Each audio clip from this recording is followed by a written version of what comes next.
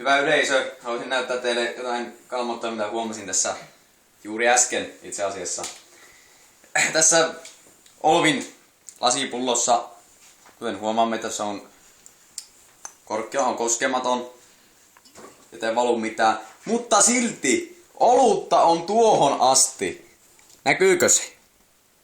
Näkyykö? Ei näy. Näkyy. Näkyy se.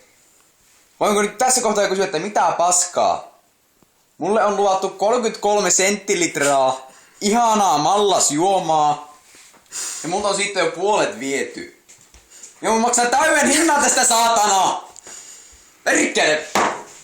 Kyllä minä vaan tuon. Hamppeja. Sihahti koskematon. Tästä siirrytään, kuule. Tuossa on tuollainen mukava mittalaitos.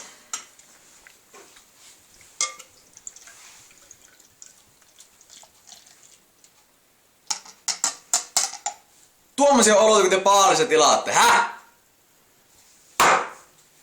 Satana. Ei muuta.